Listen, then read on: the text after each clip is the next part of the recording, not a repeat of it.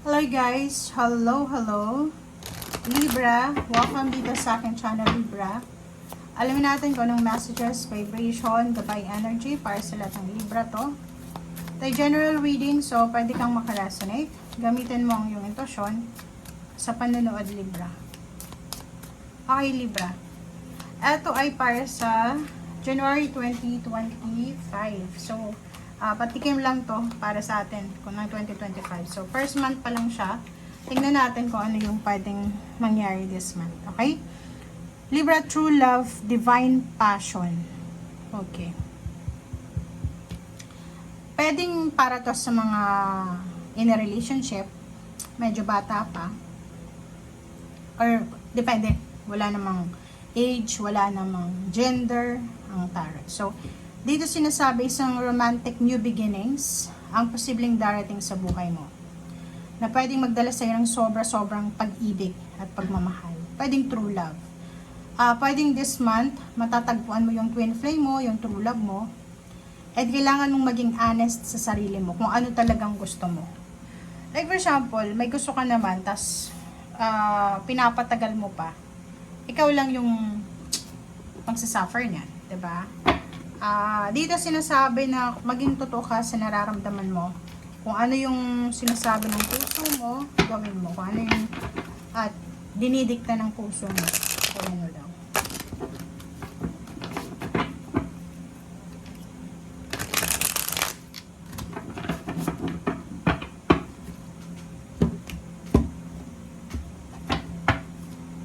Okay.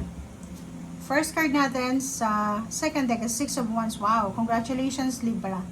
At the Libra is overall success to. So, in terms of money and relationship, success to. So, nakikita ko pwedeng isang Libra ang single ka ba? Or pwedeng in a relationship. And luckily, yung taong ito na iibigin mo or iibigin ka ay full package siya. So, pwedeng pag-uusapan ka ng mga tao sa paligid mo. Pwedeng may edad na to. Pwedeng ibang lahi o pwedeng Pinoy din, Pinay. But nakikita ko na pwedeng pag-usapan kayo ng mga tao sa paligid mo. Pwedeng pag-uusapan ka dahil biglang yaman mo. Or pwedeng pag-uusapan kayo kasi nagtagumpay ka. So, itong Six of Wands, it's a manifestation of success sa usaping emosyon, success sa pera, success sa travel plans, success sa kung ano man to na mga actions niya. Okay? So, congratulations dyan kasi makakatanggap ka talaga ng recognition awards. Maraming titingala sa'yo. Maraming nakatingin sa'yo para purihin ka or kung pa man.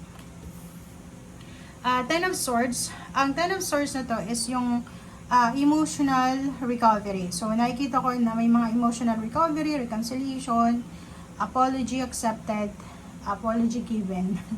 Nakikita natin dito yung may isang tao na Libra na makaka-recover siya sa mga emotional pain, emotional harassment, emotional losses, or anything na emotion. Okay?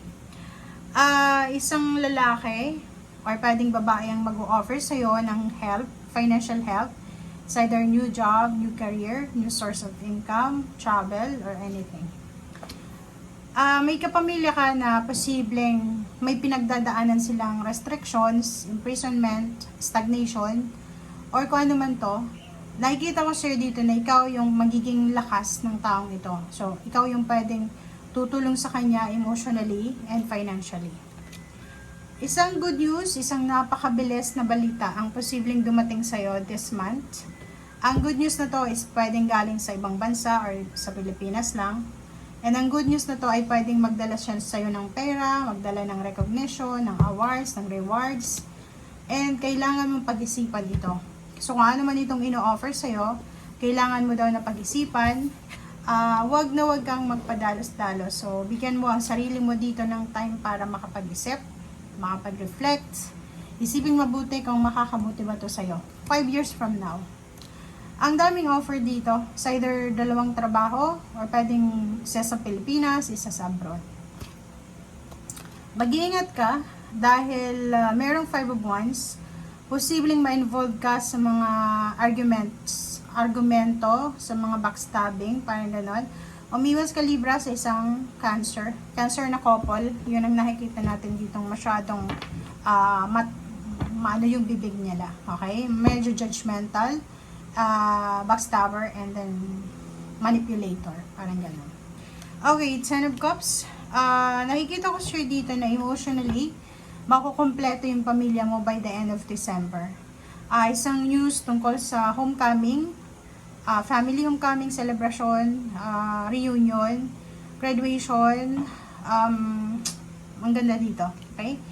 And nakikita ko lang sa'yo dito na yon merong temptation dito. So yung temptation na yan is iwasan mo yung sinasabi ko sa'yo kasi it's either, ano siya, Capricorn or pwedeng Cancer, okay?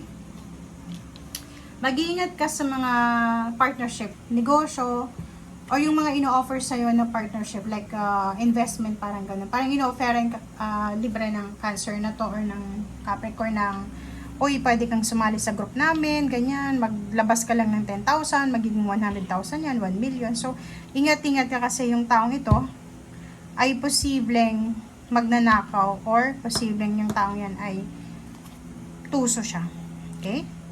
So, Queen of Swords, and nakikita ko sir dito, isang decision making ang kailangan mong gawin.